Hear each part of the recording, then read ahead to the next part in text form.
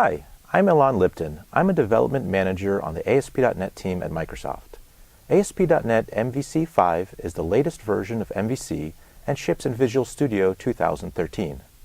MVC 5 was developed out in the open with suggestions and contributions from the community. In this video, I'll demo a few of the new features in MVC 5 that will help make your application development experience better and help you build awesome apps. I've loaded up Visual Studio 2013, and the first thing we're going to do is create a new ASP.NET MVC 5 project. The first thing you'll notice is that all the project templates in Visual Studio 2013 for the web have been consolidated into one single entry. Let's give this project a name, MVC 5 Demo. And now you get a dialog that might be familiar to MVC and Web API users, but is now joined forces with web forms and other project templates as well. There are a few new things in this project creation dialog. Not only do you have all the familiar templates that you've probably seen before, but within each template there are new options and customizations that you can enable. For example, the MVC template now has checkboxes to add additional folders and core references for other systems such as web forms and Web API. In addition to choosing which frameworks you want to use, you can also change what type of authentication the project template should have enabled. The different options include no authentication, which is probably not used too often, individual user accounts, which allows you to store your user accounts in a local database, as well as enable authentication from third-party services such as Facebook, Twitter, Google, and Microsoft accounts. You can also enable authentication for other OAuth and OpenID providers if you wish. You can choose organizational accounts, which are based on Active Directory, and this supports capabilities both with on-premise Active Directory as well as cloud-based Active Directory on Windows Azure. And finally, it supports Windows authentication, which is used for intranet applications. For this video, we're going to use individual user accounts and enable Google authentication. Visual Studio is now creating the project and adding all the required NuGet packages that I need for this project. This includes authentication, frameworks, and styles. Another new thing you'll see in Visual Studio 2013 is the project welcome page. This includes steps and links for information on how to customize the application, how to deploy it to a hosting provider, and how to get more help. Before we jump into the code, let's just run the project and see what Visual Studio has created for me. While the project template on its surface isn't too different from what you've seen before, there are a number of subtleties that we'll go through as we go through this video. When I click Login, we see that I can log in with a local user account, which I don't yet have, or I can try to log in using a third-party service. As I mentioned, I'll be using Google. To enable this, in my application start folder, there's a startup authentication file. Down at the bottom, I can uncomment this one line of code, recompile the application, refresh the login page, and instead of being required to create a new local account with a new username and new password, I can instead use a third-party service to do the login. So in this case, I click the Google button, enter my Google username and password,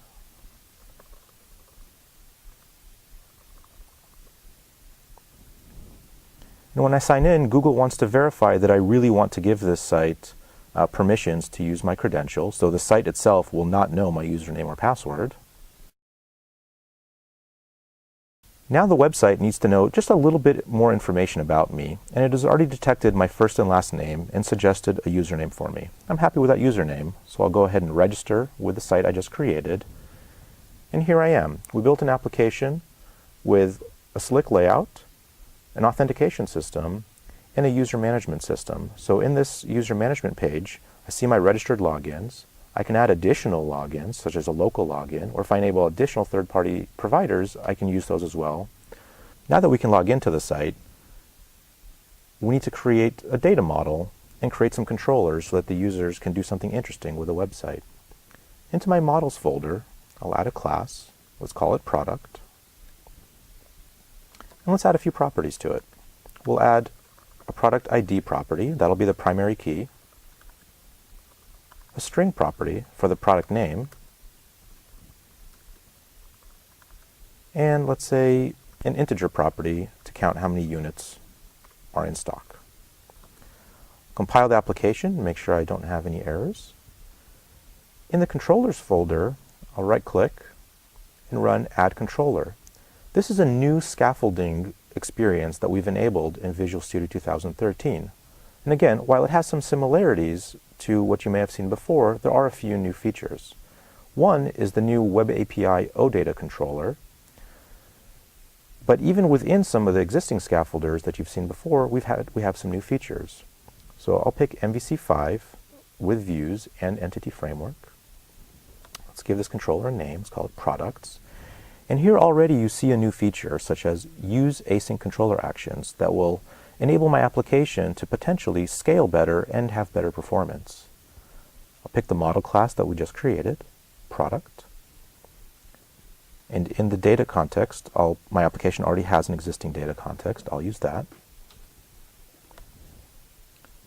Visual Studio now is ensuring that my application has all the necessary requirements, including Entity Framework version 6, which has the new async data features, as well as any other required NuGet packages. And in the generated controller code, you can see the new asynchronous features of C#, such as async and await, being used.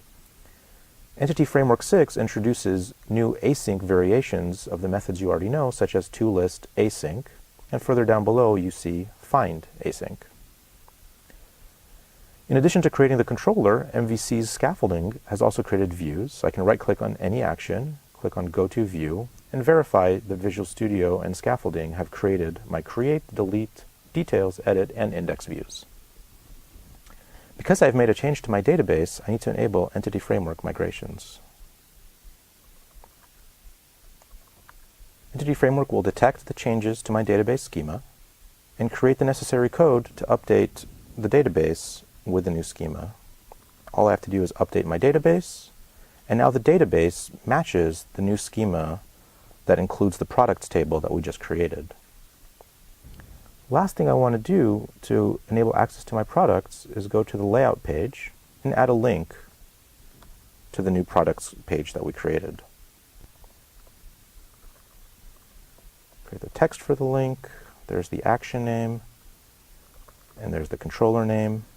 Compile the application, navigate back to the home page of my app. Now we see the new products link we created, and when I click on it, we see the generated content from the scaffolder. I can click Create New, add milk, maybe there are 50 units in stock, create some cookies, maybe 40 units in stock. And this was all generated for me by the MVC scaffolding feature. So now we have an application that includes authentication, including third-party providers, and includes a database with some create, read, update, and delete, or CRUD operations. So we have some functionality in the application, but we want to make it look a little bit nicer.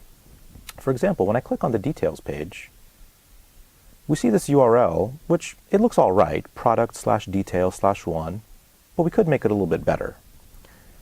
Here I'm going to use a new feature introduced in MVC 5 called attribute routing. Let's go back to the products controller. And right now the URLs for details look like this, but we're going to change them to look a little bit cooler, a little bit more modern, such as product details-5. We introduced a new attribute. It's called attribute routing, so you have attributes defining your routes.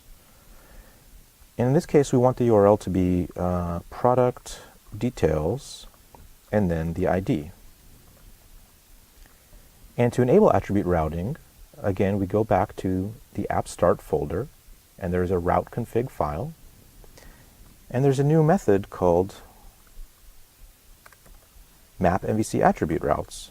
I just add that call, and that will go scan all the controllers and actions for attribute routes, go back to the page of the site, go to the product listing, and instead of products/details and then the ID,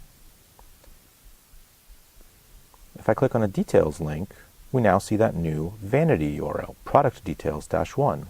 Note that I didn't have to make any big changes to the routes in my application. All I had to do was add one attribute and add one method call to enable attribute routes. And you can add as many attributes as you want to your application. You can add them to controllers and to actions, and they will all get mapped automatically. Okay, so we have the URLs looking a little bit nicer, but I also want the styles to look a little bit nicer. So let's check something really cool out in these templates. These templates use a library called Bootstrap. Now, pay close attention to the menu at the top of the application. As I make the browser narrower, we see it start to change. And for example, the menu elements are now gone and hidden in this dynamic menu. Everything still works the same as before, but it's using a concept called adaptive rendering that's even changed the layout of the home page completely. We now see this vertical layout with getting started, more libraries, and web hosting, but as I make the browser wider again, we see it changes to this horizontal layout. This allows your websites to work very easily on not only desktops and tablets that have much wider screens, but also on mobile devices that tend to have much narrower screens. But how can we make it look even nicer? Because it's using Bootstrap, if we take a look at the content of this application, the custom CSS file in this project, it's only about 40 lines. Everything else, such as all the dynamic layout, is all contained within Bootstrap itself. Now, earlier I went and downloaded a custom style, and you can find many custom styles available online for free. I'll add them to my application. When I go back to my page and refresh, we see that I maintain all the same layout as I had before, but with a new style. And because it's using Bootstrap, it maintains this adaptive rendering behavior. The last thing I want to show is another new feature in scaffolding. Now, we already have an MVC application that has a bunch of functionality in it, so it's no surprise that we can scaffold.